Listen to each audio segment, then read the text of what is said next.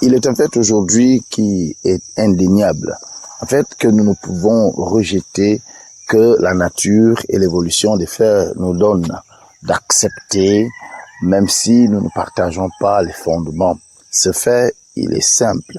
C'est que l'homme est aujourd'hui de plus en plus porté vers la recherche des moyens pour satisfaire ses besoins. On multiplie ainsi des pôles d'activité, on déploie des énergies.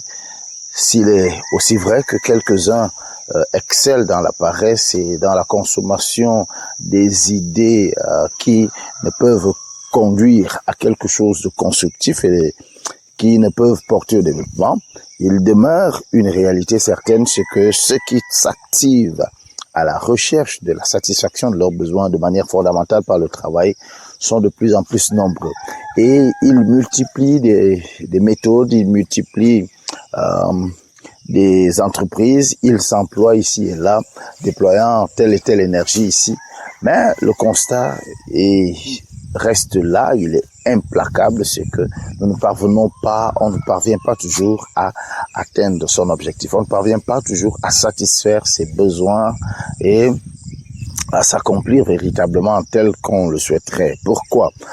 Plusieurs raisons peuvent être évoquées. Et certains parlent, ceux qui préfèrent la voie de la facilité parlent de la malchance, d'autres parlent du destin, d'autres préfèrent encore parler de ce que l'on ne peut contrôler mais qui s'impose en nous, non pas dans le sens du destin, mais dans le sens d'une certaine fatalité ambiguë. J'ai toujours été de ceux qui pensent que la nature nous a dotés d'un certain pouvoir, le pouvoir de faire des choses comme nous les concevons. L'homme a été créé à l'image de Dieu, nous dit le texte biblique. Et la nature même dans laquelle nous vivons nous donne de le constater, c'est-à-dire que nous avons la capacité de transformer le monde autour de nous et de faire en sorte que ce monde nous soit plus malléable et plus favorable. Le problème, c'est que nous ne savons pas comment s'y prendre. Et le mot sort enfin, le comment. La réalité qui nous empêche d'atteindre nos objectifs la plupart du temps, c'est justement parce que nous ne savons pas comment nous y prendre. Nous avons certes la volonté d'aller devant, nous avons la volonté de nous accomplir, de nous réaliser, de faire des choses qui feraient parler de nous ici et ailleurs, de pouvoir avoir une assise matérielle et financière suffisante. Nous avons envie d'impacter le monde, que l'on parle de nous et que l'on dise ici également, il y a eu des gens. Ces gens ont existé, ils ont dit telle chose, ils ont fait telle chose. Ils ont été portés par telle capacité et ils ont pu ainsi influencer tel ou tel domaine d'activité. Nous avons envie de tout cela. Mais le problème, il reste là. Nous ne parvenons pas à le faire. Et savez-vous seulement pourquoi? Eh bien, je vais vous le dire, parce que nous ne savons pas comment nous y prendre. Le discours sur le comment ne naît pas avec nous, il est ancien. Et même ceux qui consultent les écrits bibliques peuvent l'attester. Le discours sur le comment, il est ancré dans le domaine biblique. Je voudrais prendre un exemple ici avec cette parole de Jésus lorsqu'il dit en Matthieu chapitre 7, versets 7 à 11, « Demandez et l'on vous donnera, cherchez et vous trouverez, frappez et l'on vous ouvrira, car quiconque demande reçoit, celui qui cherche trouve et l'on ouvre à celui qui frappe. Lequel de vous donnera une pierre à son fils s'il lui demande du pain, ou s'il demande un poisson, lui donnera-t-il un serpent? C'est donc méchant comme vous l'êtes. Vous savez donner de bonnes choses à vos enfants.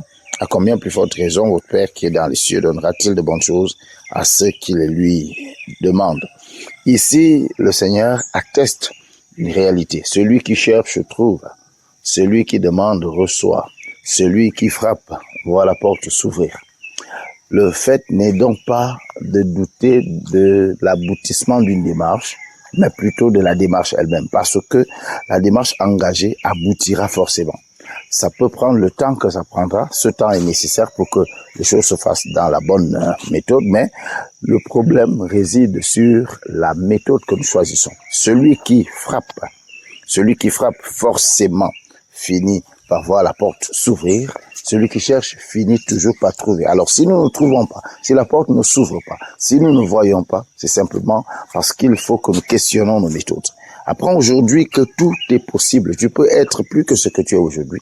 Tu peux avoir plus que ce que tu as aujourd'hui. Le souci, c'est que tu cherches la bonne combinaison, la bonne méthode. Regarde donc autour de toi. Questionne les méthodes que tu as toujours eu à usiter et tu pourras repartir à zéro. Il n'est pas demandé à qui que ce soit de faire les choses aussi simplement ou mécaniquement comme les autres ont toujours eu à le faire. Ce que les autres ont eu à faire les a conduits là où ils sont.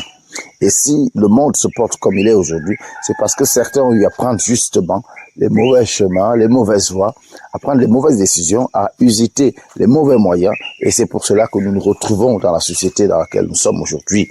Tu as la possibilité, donc, toi qui reçois ce message aujourd'hui, de re-questionner les méthodes. Tu n'es pas né, tu n'as pas été créé pour reproduire le stéréotypé, pour reproduire ce qui a toujours été fait. Si ça avait été bien, nous ne serions pas là où nous sommes aujourd'hui. Nous sommes là où nous sommes parce que certaines erreurs ont été commises. C'est à toi de les réparer en revoyant les méthodes que tu te choisis d'accomplir. Il y a une réalité. Chaque méthode conduira à un objectif. La bonne conduira à ce que tu attends. Alors, re-questionne ta méthode.